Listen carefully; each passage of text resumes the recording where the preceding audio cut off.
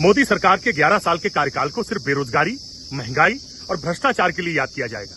ये याद किया जाएगा कि पिछले 11 साल में मोदी सरकार ने सिर्फ अपने उद्योगपति मित्रों के लिए काम किया। इस देश का किसान 1.5 साल तक दिल्ली के दरबार में बैठकर संघर्ष करता रहा और मोदी जी 3 काले कानून थोपने के चक्कर में 700 किसानों का बलिदान करा दिया। मोदी सरकार को इसलिए याद किया जाएगा कि जब देश को एक मजबूत अर्थव्यवस्था और रोजगार की जरूरत थी, तब उन्होंने अपने सिर्फ उद्योगपति मित्रों का काम किया, जबकि देश से वादा किया था कि 2 करोड़ नौकरियां प्रतिवर्ष देंगे। मोदी सरकार के कार्यकाल को इसलिए याद किया जाएगा कि देश के आम आदमी का 9 लाख करोड़ रुपया इस देश से उनके उद्योगपति मित्र लेकर भाग गए और मोदी सरकार उनको ससम्मान एयरपोर्ट तक छोड़ने गई।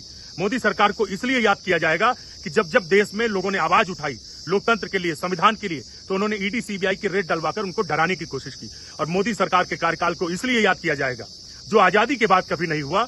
मोदी सरकार के तमाम नेताओं ने, पूरी सरकार और आरएसएस ने इस देश के बाबा साहब भीमराव अम्बेडकर के बनाए, स्वतंत्रता संग्राम सेनानियों के बनाए संविधान को बदलने की कोशिश की और जो नागपुर में मोदी का संविधान रखा है बीजेपी का, उसे लागू करने की कोशिश की, जिसको लेकर राहुल गांधी जी ने पूरे देश में 10,700 किलोमीटर की कन्याकुमारी से कश्मीर तक भारत जोड़ो यात्रा निकाली, जिसकी वजह से 2024 में भाजपा की मोदी सरकार अल्पमत में आई।